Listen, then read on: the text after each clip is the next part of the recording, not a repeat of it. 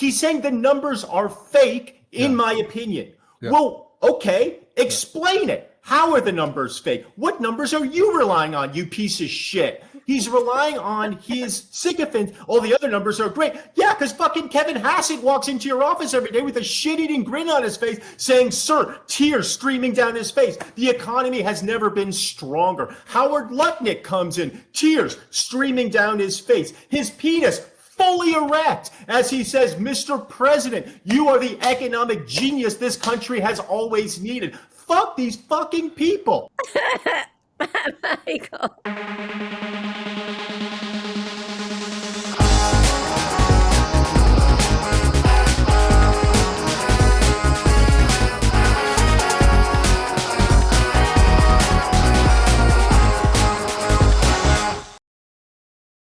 It's Have I Got News for Your Ears, the podcast version of Have I Got News for You, the comedy news show that we air sometimes on CNN and Max when we're on the air, which we are not at the moment, but that's why we have the podcast. And I am joined, as always, by Jim Biederman, Jodi Lennon, producers extraordinaire of Have I Got News for You. How are you guys this week? Okay. Great. That's actually more than I wanted, so thank you. What's in the news? Okay. There's a lot of stuff going on in the news. And can I assume it's all good? Mm-hmm. Why would it be different, Michael? Because I'm an optimist. And I like to think that one of these weeks, it's going to turn around and things are going to be great. Smooth sailing is what I say. Jim, hit me with the first good news story of the week. The big story unfolding this week, one of them, is the gerrymandering of the state of Texas. Specifically, the Republicans are attempting to gerrymander, I think, 5 or 6 districts, maybe even 8, where they... Now, is gerrymander any relationship to my dentist, Jerry Mandel? No, but the term gerrymandering is named from after... a dentist. From a dentist. It was named after... a guy named Gerrymander. Whose name is Jerry. Not mandering, but his name was Jerry. And he famously, I think around the turn of the century, did it to get more seats. So this was in the year 1999? Yeah. Right when we thought all of our electronics were going to die. I forget now that I have to say the 2 turn centuries. Of the, yes. 2 centuries ago. So Texas is trying to reapportion their congressional districts because they don't feel like they have quite enough power in Republican majority Texas and or Republican held House of Representatives. Correct. Or better put, by our own angel on earth, CNN's Abby Phillip. The president is telling Texas to essentially blow up their congressional maps to find as many as 5 seats for Republicans ahead of the midterms. 5, I think we'll get 5. And there could be some other states. We're going to get another 3 or 4 or 5 in addition. Texas would be the biggest one. Texas would be the biggest one. Certainly in the contiguous United States, by landmass, it's always the biggest one. I was really hoping, Michael, that you could insert a Texas Hold'em joke in here somewhere. I cannot, but I do have a good Texas joke that I only perform when I'm in Texas. Would you like to hear it? Sure. Maybe it's a little stand-uppy, but you might enjoy it. So here, I'll pretend I'm in Texas. Right. Here we are. Texas is crazy, you guys. Everything about Texas. The state flag of Texas is crazy. It's 1 star and 1 red stripe and 1 white stripe. It's like the American flag minus the rest of America. Does it get a big laugh? Well, yeah, I didn't set it up correctly because really I should set it up by saying... I wasn't trying to be an ass. I was just saying... It usually gets a laugh. What I'm trying to say is Texas is so needlessly proud, but they're not talking to other countries. They're talking to like Oklahoma. Just the state right north of them. Yes. Don't mess with Texas. I got a new ringtone. So how are we feeling about this redistricting thing? I got to say that the Democratic lawmakers in Texas don't seem to like it very much. So they self-deported over this. Yeah, they did. There's a diaspora going on of Democrats. That would be the right word. That is the right word. They relocated to Illinois for some reason.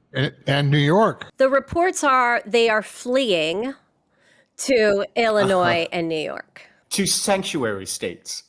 Exactly. Because Abbott has now called for their arrest. Yeah. I did see some Texas Democrat legislators sleeping on the street. I can believe it. When Greg Abbott was busing immigrants into New York and Illinois, did he also pay for the bus rides of these legislators or no? Surprisingly not. Not. Getting back to Texas, I thought we would rely on an old friend of ours, your favorite. Harry Ensign? Yeah. Yes. To kind of lay out what it means. And by the way, I'm not sure. I got the horse right here. His name is Paul Revere. I'm not sure he does a great job of it, but here we go. You might think 5 seats is just 5 seats, but keep in mind this. Margin to spare for the House majority. In 2020, the Democrats had 4 seats. 2022, Republicans had 4 seats. This time around, 2 seats for Republicans out of the 2024 elections. 5 seats can make all the difference in the world, and that is why Republicans in Texas providing 5 pickup seat opportunities could, in fact, make the difference between Republicans losing control of the House of Representatives and maintaining control of the House. I love him. I know. It's so sweet. On a more serious note, if you want to be serious about this at all, what they're trying to do here is just create permanent Republican rule, both in Texas and in the nation as a whole.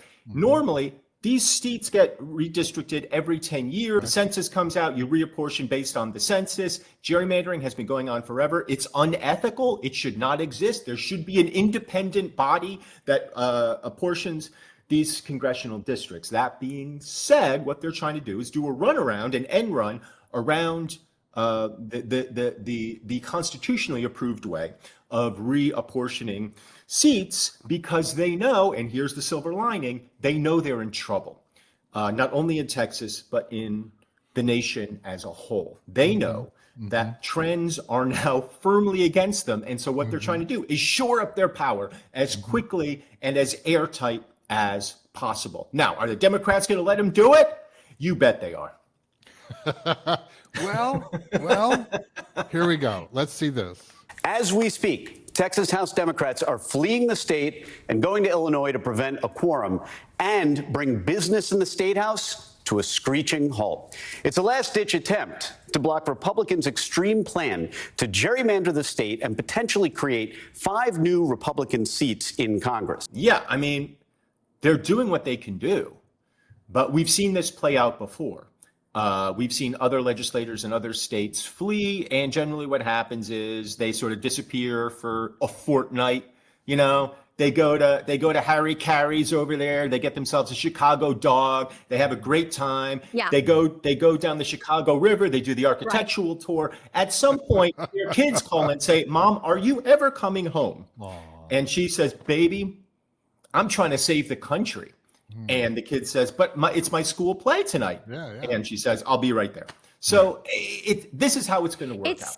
What's going to happen is they're going to get what they want in Texas. The question is, what happens in the rest of the country? What happens in California? What happens in Oregon? What happens in New York State? So we're starting a mutually assured destruction war, where eventually what's going to happen, if this continues along the path that I think it will, is that you're going to have solidly blue, solidly red states. At that point, we don't have a country.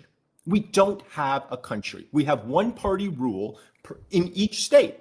And I don't know where we go from there. Now we're essentially having an electoral civil war. At least that's what's sort of coming down the pike. And how that shakes out 10 years, 15 years down the road doesn't seem very good to me. I mean, it doesn't seem good today, not even 15 years down the road.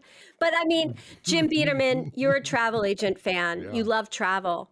Yeah. Texas is a plane hub.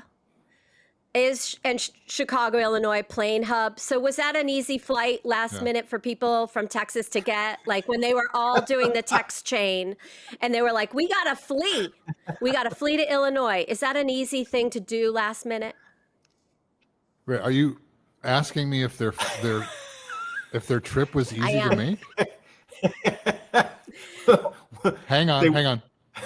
Yes. Oh, good. Or did they have to like get on the back of trucks or hitchhike or take a train?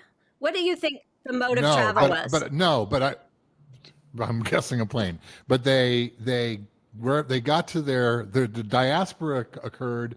They got to Illinois. They got to New York State, and the governor of Texas, Governor Abbott, had this to say about it. Tonight, the governor of Texas is threatening to arrest any Democratic lawmaker who has left the state, as dozens have, to avoid voting on new congressional maps designed to favor Republicans. I ordered the Texas Department of Safety to locate, arrest, and return to the House chamber any member who has abandoned their duty to Texans. Governor Abbott declared in a statement. So what is he going to get? Is he going to get Walker, Texas Ranger, to like go up to that'd Chicago? Be good. I hope so. That's Chuck Norris, right? Yeah, Chuck Norris and Roundhouse kick Jasmine Crockett to come back to Austin. I don't feel like that's. They're knee deep in deep dish right now. They can't leave. I mean, my understanding. Look, I'm no legal. I just want to say one thing. I still like, after all these years, that Chicago deep dish pizza still is a punchline. You're still welcome. like it. It's relevant. It never goes out of style. And you know what? If you're in the mood for it, it's good. I know it's not really pizza, but it's still delicious. Let me ask you this: have you had Detroit style pizza? Yes, it's really good. Really good, and it, undervalued. If I was gonna make a penny stock recommendation, it would be this: invest in Detroit style pizza. It's a sleeper. I'm telling you, it's gonna come up. I agree with you. There's a chain out of Detroit called Jets Pizza, Jets, hearkening back to the travel. And they just opened a few locations in New York City. I'm telling you. Really. I'm telling you, all you crypto bros, no, Detroit style pizza. You know what, Michael? I wish it were that easy. I would be opposed to your tip if stuff wasn't so corrupt right now. You would be opposed to my, because everybody's doing insider trading. Everybody's corrupt. There's a bill in the House right now that would forbid members from trading stocks while in office. And surprisingly, it's probably not going to pass because insider trading is one of the perks of being a congressperson. That's why I ran. That's what you do. That's why I ran. And, unfortunately, your race didn't work out, and now you live in a studio apartment somewhere in Hell's Kitchen. Hey, so Jim. Yeah. Abbott did that threat. I was gonna say, so Abbott makes this threat. And to answer your question, Jodi. Oh. Michael, no, I think it was Michael who asked it. Oh, and what is that? What's the big deal of that? Well, he's got a real special secret weapon, and that is his Attorney General. Oh. Ken Paxton. Yeah, here we go. Oh, there's all kinds of things we can do. One, they could have been chained to their desk when they were there already. The speaker could have shut the doors. I was in the House. That actually happened. We had to spend the night there to keep everybody there.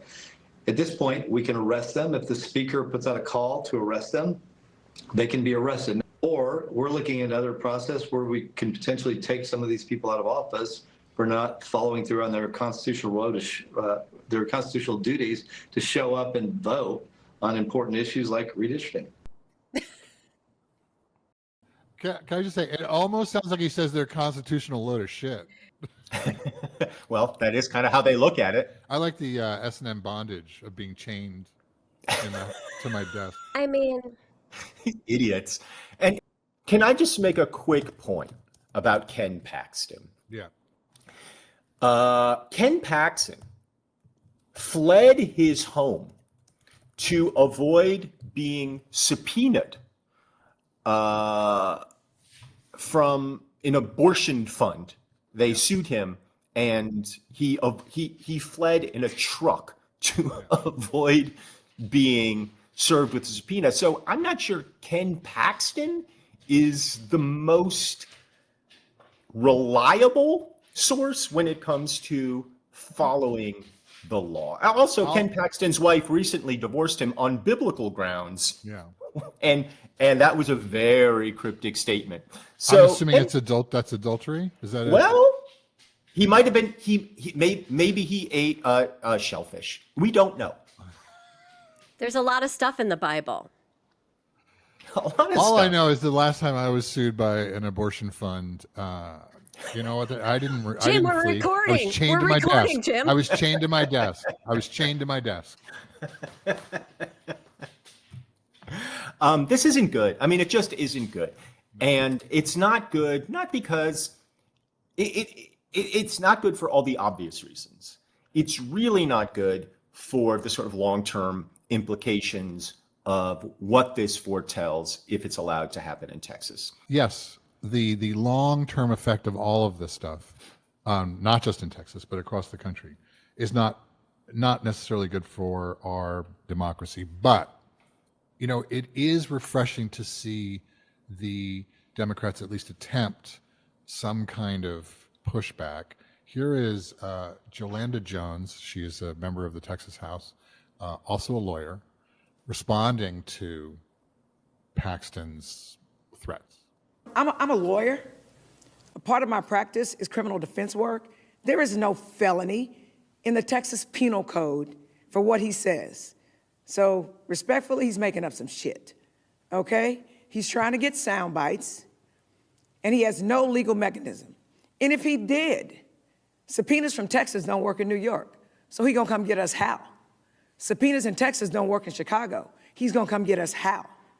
So let me be clear. He's putting up smoke and mirrors, and I'm hopeful that the media doesn't follow that. You know, as an international master level chess player, as I am, I know that there that is happened such fast, by the way. Yeah, I started playing 2 weeks ago, and I'm already an international master.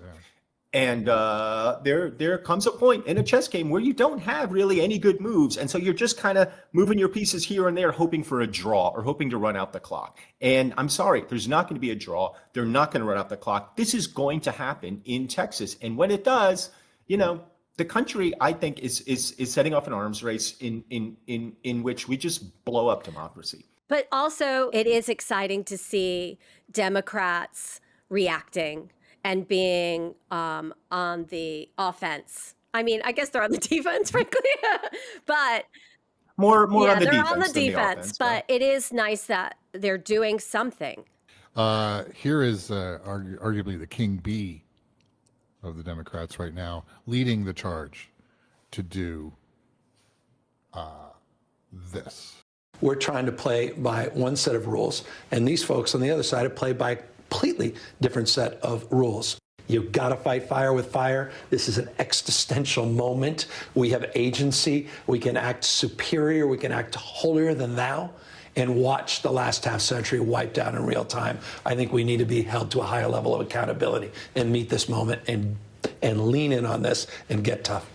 I love 90s Pat Riley. I really do. Hey, can I ask something? Is Gavin Newsome on the verge of RFK Jr. voice? No, I think maybe he needed a Ludens. Yeah. When's the last time you heard the word Ludens? Look, I'm no Gavin Newsome fan just because I think he's too cute by half all of the time. But he's absolutely right. And this is why it's going to set off an escalation. And it sucks because generally when I'm fighting fire, it's because I want the fire to go out. You're not making more fire. I'm not trying to make more fire. Right. And so when I'm fighting fire with fire, in my head, I'm thinking, this isn't good. Like the end result is everything gets burned to the ground. Right. So California can do the exact same thing and end up with 30 more seats in the House than they have right now. But my God, like somebody with ethics at some point has to be in charge. and say enough. I think Newsom does bring that up when he says you can. Yes, you no, can I'm be not the- you saying can- I'm not saying Newsom's wrong. Newsom's Yeah. right. Like, and Pritzker's going to be right when he says the same thing. and It's Kathy just- Hochul.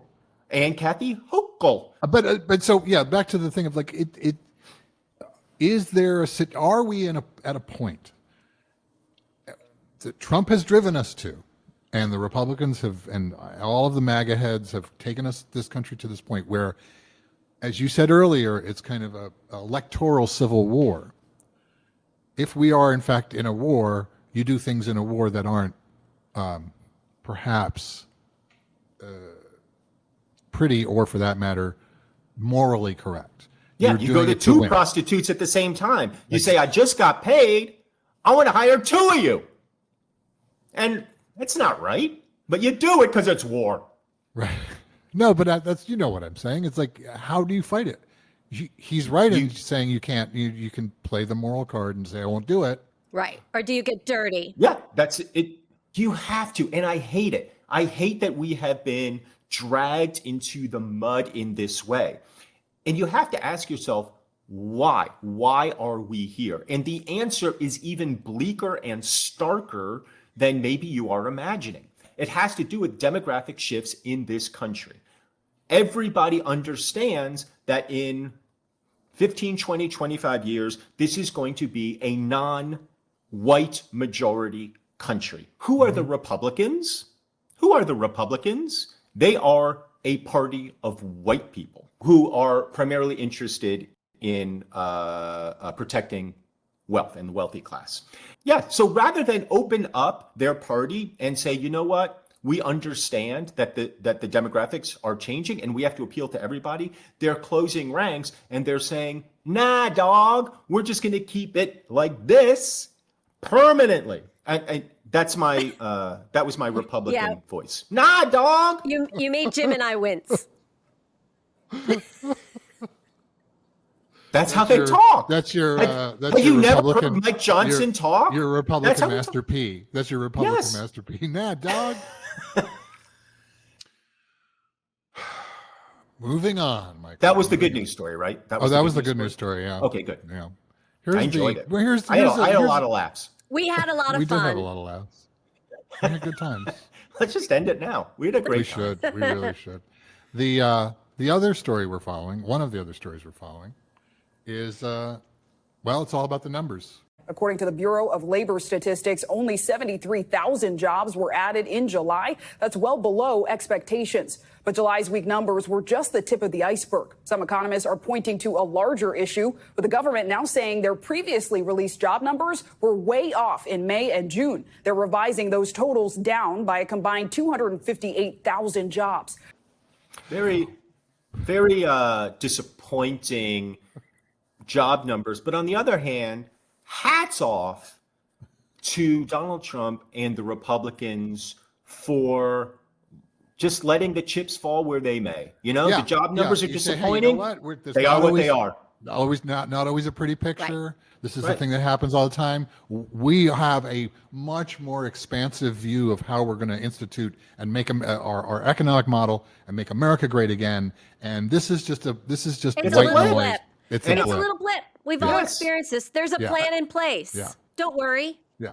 And to prove our point, here is how President Trump, I think, as an adult for the first time, Yes. reacted. Yes. This is the day he became president. The same day as those dismal jobs numbers came out, Donald Trump is firing the Commissioner of Labor Statistics, accusing the commissioner of faking the jobs numbers in a Truth Social post.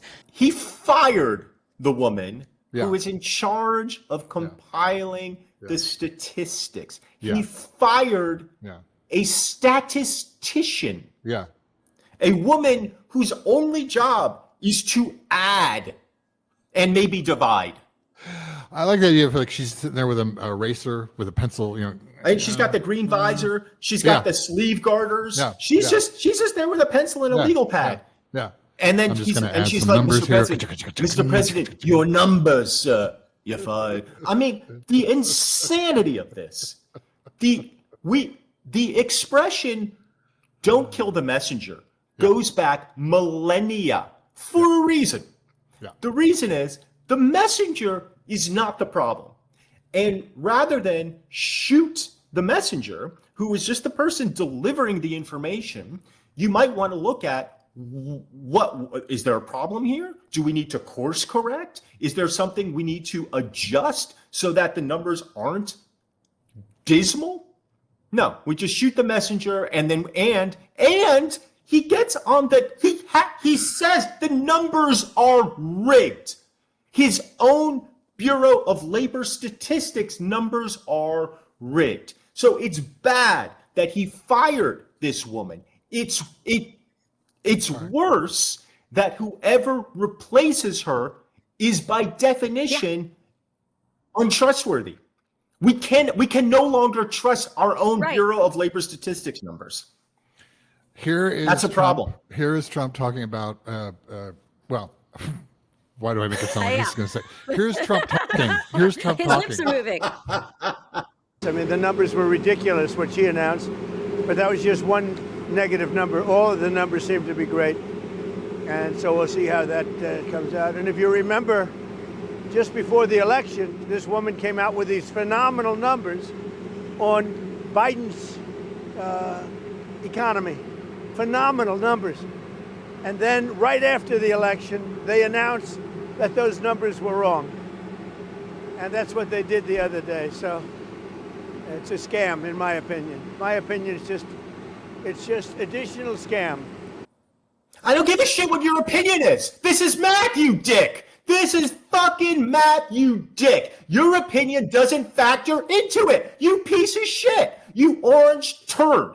This is not about you and your opinion. This is about numbers that come in as they have come in traditionally for decades and decades and decades. There is a process by which people tabulate those numbers and put the information out there. It is not a matter of opinion, you dick. And it's a scam, in my opinion. What's a scam? Matt, you fucking prick?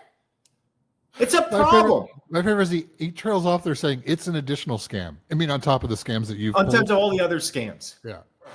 He's saying the numbers are fake, in my opinion. Yeah. Well, okay, explain it. How are the numbers fake? What numbers are you relying on, you piece of shit? He's relying on his sycophant. All the other numbers are great. Yeah, because fucking Kevin Hassett walks into your office every day with a shit-eating grin on his face saying, sir, tears streaming down his face. The economy has never been stronger. Howard Lutnick comes in, tears streaming down his face. His penis fully erect as he says, Mr. President, you are the economic genius this country has always needed. Fuck these fucking people. Well, first, I should add the. We'll play. That was a good. It's so maddening to me. Also, so that maddening. erect thing is hearsay, right? That he gets erect? I was exaggerating. Howard Lutnick is incapable of having an erection, and I apologize to Lutnick and the Lutnick family for implying that he is not fully impotent. I apologize. Here's someone discussing these numbers. Exactly what you just said. Days before the election, she came out with these beautiful numbers for Kamala, I guess Biden/Kamala, and she came out with these beautiful numbers trying to get somebody else elected. Then right after the election, I think on the 15th, November 15th, she had an $800,000 or $900,000 massive reduction. Said she made a mistake. That woman's numbers are. All these reporters are trying to push back against it. Right. He just keeps. I mean, he just moves away. Nothing matters. I also like that she had an $800,000 or $900,000 reduction.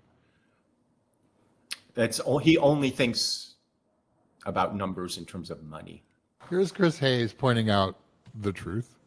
And one of the things he said today was the job numbers were rigged to make me look bad. And then he whines about 2024 when there were big downward revisions, which he said came out November 15th, which is a complete lie. They were actually downward revised in August before the election, which was, if it was a plan to get, Kamala Harris elected, it was not particularly well executed because the revisions came out. That's just the truth. And why is that such a rare commodity? Why is just stating facts and looking up dates and checking out what somebody said before versus what they say. Why is that so difficult? And I understand, like, if you're the press and the president is right there, you have 50 other people, as you just said, Jim, shouting at him. You can't, and he understands that. He understands that all he has to do is say whatever he wants to say and move on. Because he's never going to be challenged by the press corps, which is why, by the way, and this makes me so crazy. Do you remember during the last Trump administration, the media of record, the outlet that was doing the best work on the Trump administration was Teen Vogue and 17 magazine. This time around, it's Wired, and it's these like random, the Handbasket independent journalists. And it's because, as we know, they don't have access, and so they don't need to worry about losing access. So they just say the truth. Yeah, the media is so ill-equipped to deal with this administration, so ill-equipped that we're relying on Teen Vogue to get us information. And that's a problem. And it's a problem with the media. I will say this, Kevin Hassett, who is the... Kevin Hassett? Kevin Hassett's the... Chief Economic Advisor? Kevin Hassett? He just always looks like this.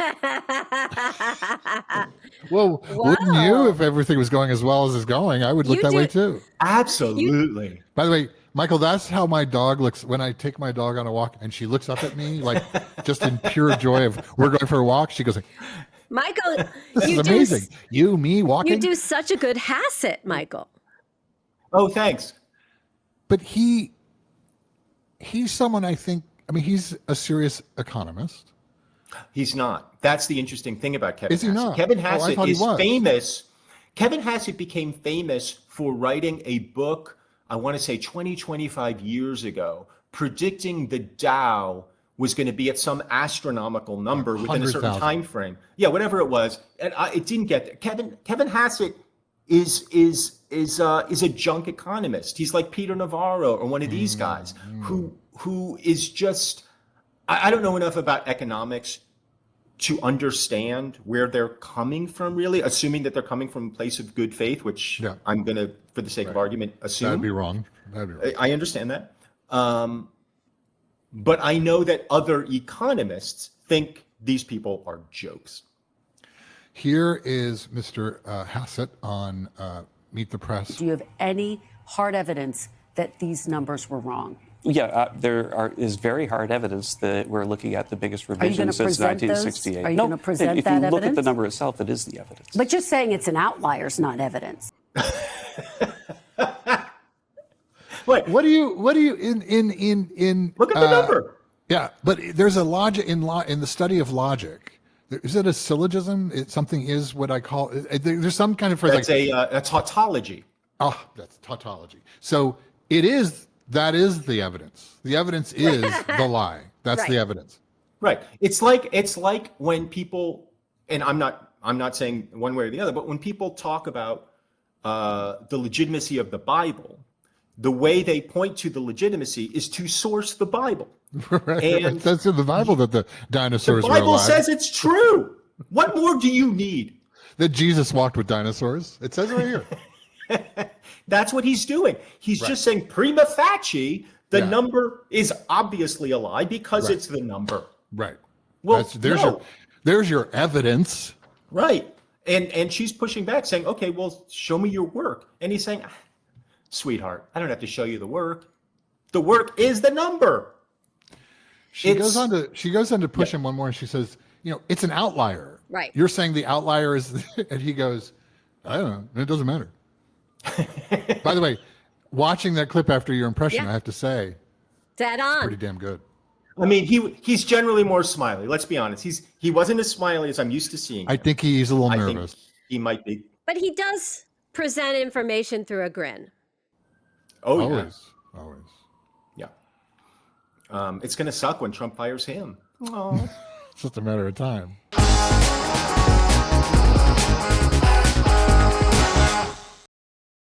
My guest this week is a New York Times bestselling author, journalist, political commentator, podcaster, and distinguished member of the Three Name Club. It's Molly Jong-Fast. Hi, Molly. Hi, Michael. You're not hyphenated, though. No, I don't. What am I, pretentious? Yes, I'm very pretentious, but I don't hyphenate, no. I also want to point out, Molly, that you are the first guest that we've had on the Have I Got News for Your Ears podcast who has not appeared on the mothership television show, Have I Got News for You, a situation which I hope to rectify this coming season. Let the record show I am making a sad face. Because you haven't been on, or because been on it right, yet? But I will be on it. Yeah, I'm saying we're gonna lever you in using. That's right, baby. Using the and nepotism. Yes, that's right. Which is what it's all about. I mean, do you want to start with nepotism? We can, if you want. Why not? You are. And can we just? You are. Can we just have for 1 second on nepotism? Do you know that Pete Hegsth has like his entire family working at the DOJ? The DOD. Yes, but the difference between Pete Hegsth, his family, and your family is that his family is eminently qualified to do everything they say they're going to do. Correct. That's not nepotism. That's just smart thinking. The best defense of Hegsth is he's incredibly hot. And despite his drunkenness, or let me rephrase that, he's incredibly handsome. That's sure. I mean, that counts for a lot in Trump world. Look, man, that counts for a lot in the world, right? Yeah. I mean, attractive people, as someone who has never been a great beauty, I have noticed that attractive people tend to do very well in this world. And yet, and I'm not agreeing, by the way, with you that you're not a great beauty. I'm just accepting the premise and moving on. And yet, you have done very well for yourself in this world, despite your hoggish looks. Yes. Born on second base, able to hit what many constitute a single. That only gets you to third, Molly. That doesn't get you home. Yeah. Oh, I'm aware. Let me fucking tell you. Nobody is accusing me of having done a home run, okay? By the way, the one thing I agree with Trump about is that the game is totally rigged. That the game is absolutely fucking rigged against people who did not grow up with a certain group of people. And it is every time, like, I sit down and do geography like that, it's clear to me that, you know, it is 10 times harder if you are born in Puxatawny. Unless, of course, you're in the movie Groundhog's Day. And even then, it's very difficult because you just got to keep doing the same shit every day. That's right. And also you're Bill Murray, which comes with its own set of problems. So let's get into it. So I know you through Twitter, back when Twitter was Nazi light, not Nazi free. No, you know me through the state. I know you through the state. Yes, because I was friendly with Michael Showalter. So I guess I met you during the state days, which I don't remember. But I became reacquainted with you over Twitter, and then we hung out a couple of times. But the incident that I most remember is you invited me and my wife to your home for a salon. And it became a kind of historic event because while I paid no part in the history, what I recall about that evening is that was the night right after E. Jean Carroll's New York Magazine story had broken. Right. And she was there. And it was very strange getting a tour of your apartment with my wife and E. Jean Carroll and you going through without mentioning what everybody was talking about and thinking about because it was major news. You know what I remember about that party? What? Your wife is really, really, really pretty. And she has like beautiful skin. That's what I remember about that party. But she's also kind of hilarious. She is all of those things. Yeah. Wait. All right. Tell me I'm being obstreperous in an annoying way. So I will answer your questions and not distract you into further things. I'm happy to be distracted. No, I'm just trying to be a good guest and not. You are a good guest. Well, I feel like I can. I will talk. We can talk about my mom. Here's the thing. Here's the truth. I wrote this book called How to Lose Your Mother, which hit the New York Times bestseller list, albeit briefly. And I had made a real career for myself out of the Nepo baby space, which means that people didn't necessarily know who my mother was. And then I wrote this book about her, and the day before it was published, I had this moment where I was like, oh my God, I have fucking ruined my life. I thought this was a smart book to write, but in fact, I have put myself back into the Nepo baby jail. And then the book came out, and people read it, and what they did was they related to the stuff about having elderly parents and how hard it is to take care of them. And it made me feel less terrible, because the point of the book was not my mother is Erica Jong, because honestly, who cares? The point of the book was you can take care of elderly parents, raise kids, have a husband who has cancer, do all those things, and still go on. How are you approaching parenting now differently than your mother approached parenting you? Because I know in the book you bring up a lot of anecdotes, both good and bad, about being the daughter of somebody well known. So I have been really careful with my kids, and they're grown up now almost. But part of the reason why I've done that is because I wanted them to be able to make decisions for themselves, and I felt that it was more important for them to have the optionality of like being able to be a judge or a lawyer or a something than to be famous. Something in the legal profession. Or just something that's like a real job, an investment banker or a doctor. Investment banker's not a real job. It's the opposite of a real job. But you don't want your doctor to be like making TikToks. You know what I mean? No. You want your doctor, maybe you want your plastic surgeon doing that, but you don't want your oncologist. Oh my God. In your mind, a real job is lawyer, judge, yep, plastic surgeon, investment banker, or doctor. You are such a New York Jew. I love it. Well, what are the other choices? What else do people Contractor. do? Contractor. Okay, but truck driver. Robot technician. I don't know.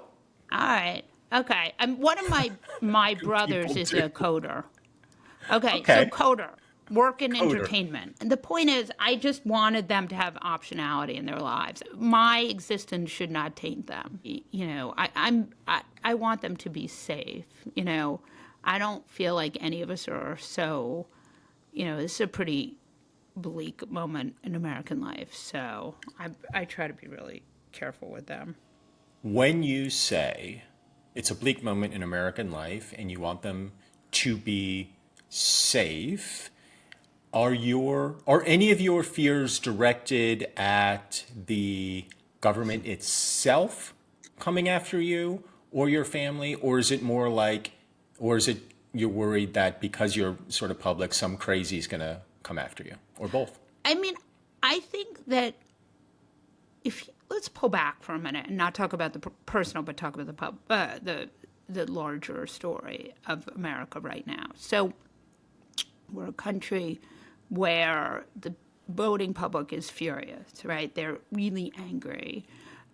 You don't keep knocking out incumbents unless you are furious. Since 2016, I think the voters have said quite definitively that the status quo is not working for them. And what that has meant is first a Trump presidency, and then throwing Trump out, and then a Biden presidency, and then throwing Biden out, and now another Trump presidency. So, you can clearly see that this is not an America that is soothed. It is an American electorate that is furious.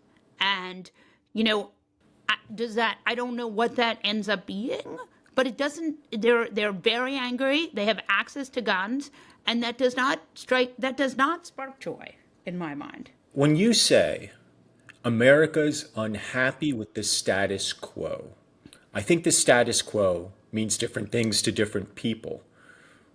What do you diagnose as the issue with the status quo? I mean, I've got my own ideas on it, but I'm curious to hear yours. I think the biggest thing is wealth inequality.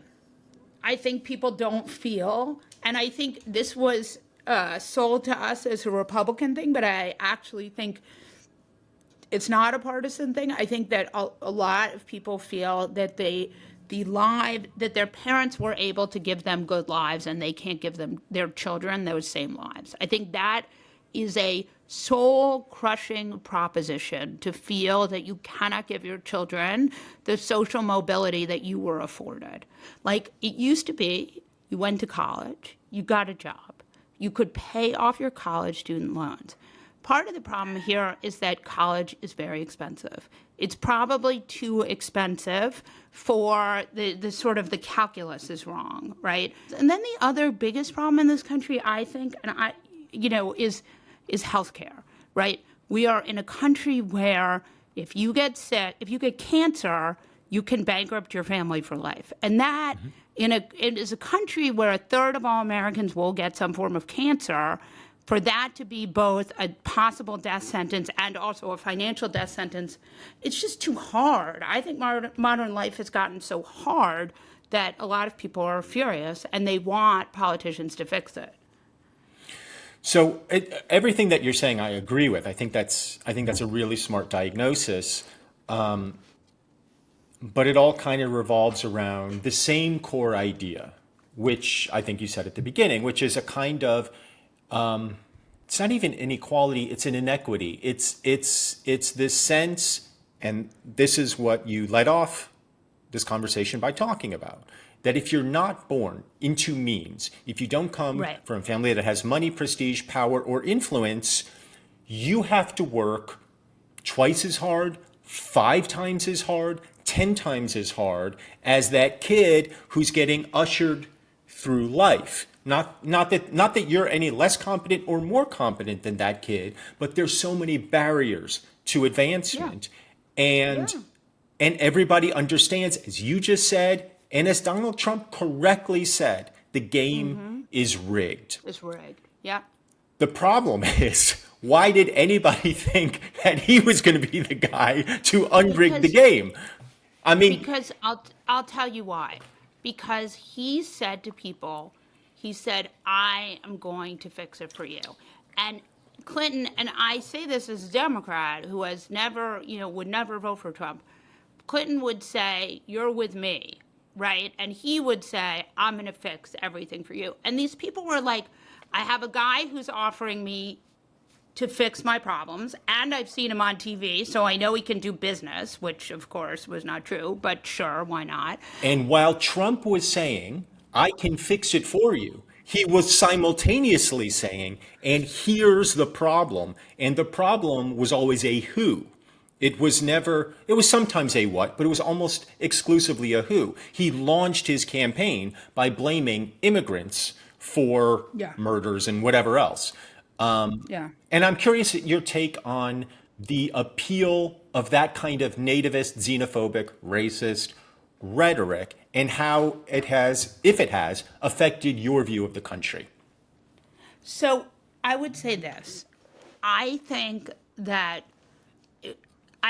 there were people who thought that other people were getting their stuff. And they were, a lot of them, so that was the idea. It was like other people are getting your stuff. And there's no clear answer for who's getting your stuff. So the easiest play was immigrants, just like in Germany it was Jews, right? It's somebody else is getting your stuff. You are entitled to certain things. And instead of saying like, perhaps the system, perhaps capitalism with no checks and balances and no social safety net isn't working for us. Perhaps the idea is we need more, right? Like, for example, people aren't having babies. Why are they not having babies? Because babies are $1 gazillion. The leading indicator of bankruptcy is babies, right? So why would you want to have them if you know you can't afford to have them? So this is a government that could do a lot of things to make it easier to have babies. For example, free pre-K, free nursery school. Like, there are some really easy fixes for these things. And instead it was like, no, immigrants are taking your free nursery school. Like, if I'm going to tell you something that's going to blow your mind here. A lot of how we got here is and I'm sorry, but a lot of people think I'm wrong about this, but I actually think I'm right. A lot of how we got here is through a lack of government regulation. Like, what? Well, why would that blow my mind when I agree with you? Okay. Well, so a lot of people don't, but. Wow. Wait, what's happening? What? Is that a better reaction? Yeah, there we go. That was good. Okay. So, yeah, I mean, I think like Congress refused to regulate technology. I was at a New York City book party, and a senator was complaining about how there's no fact checking on the internet, and I was like, huh. Funny thing about that, you could have mandated fact checking on the internet. You could have. The reality is, like, we are in a world of red sludge and disinformation, and the reason that we're there is because there's no standard for the internet. So you've identified a lot of problems. You've created, and correctly, I think, and you've sort of presented this Gordian knot of very, very intractable issues that needs to be untangled somehow. You're a Democrat. I'm a Democrat, essentially. We get a guy in New York City, Zoran Mamdani, who's saying essentially all the same things you're saying. And he's saying them in a pithy way, and he's being funny, and he's being engaging, and he's very popular. And yet the reaction to that is a war within the Democratic Party in New York City. How do you see this playing out with Democrats, and how do Democrats commit to, to a strategy? How does this party get its shit together? Look, there is always, I would say the Mamdani issue is not so much left versus center as old versus young, right? Mm-hmm. Older people are really uncomfortable with him. Younger people are not. And I think then there are bad faith actors who are very right wing who are just not happy with any of this. But I think younger people tend to understand why he's such a singular politician. And look, I'm a Jew, and aren't you a Jew? Are you a Jew? Mm-hmm. Mm-hmm. So we're Jews, and I'm a Reformed Jew. I go to synagogue as much as they make me go. And my kids have all been bar and bat mitzvahed. But I believe that what Netanyahu is doing is unequivocally a genocide. I believe that what he's doing to the Palestinian people is, that there is no way that history looks back on this and is not horrified. So, do I believe that we should support Israel? I think that it's a complicated answer. I think that the government in Israel right now is taking advantage of American good feeling towards, and by the way, every time you criticize them, they accuse you of anti-Semitism. And I'm telling you, as you and I, we're both Jews, we know what anti-Semitism looks like. And telling somebody they can't kill these poor Palestinians is not anti-Semitism. It's just like the truth. We are seeing in the Israeli government exactly what happens when you elect a group of right-wing reactionaries headed by a guy who's mostly just trying to stay out of prison. And correct. It's a problem. And I don't know that it's foreshadowing what's going to happen in this country, but the good news is Netanyahu gets to stay out of jail. So it all works out. Yeah, well, it's all worth it. Yeah, exactly. Molly Jong-Fast. Our time has come to an end, and for that I am very sad, because I really enjoy talking to you, and thank you for not being such a gross Nepo baby. You're only minorly gross as a Nepo baby, and I appreciate that. A mild to moderate Nepo baby grossness. Molly Jong-Fast, thank you for being on Have I Got News for Your Ears. Thanks to my guest, Molly Jong-Fast, and thanks to you for listening to Have I Got News for Your Ears. I'm Michael Ian Black, alongside the lovely Jim Biederman and the even lovelier Jodi Lennon. We hope to see you next week. Next week, I welcome the incredibly funny and talented Nimesh Patel. Have I Got News for Your Ears releases new episodes every Wednesday. Don't miss an episode. Follow us on Apple, Amazon Music, or wherever you get your podcasts. Even better, watch the Vodcast on Spotify or on the Have I Got News for You YouTube channel. Keep an ear open. Very soon we have something fun planned to include you, our Hignify fans, so please follow us and subscribe to our YouTube channel to find out more.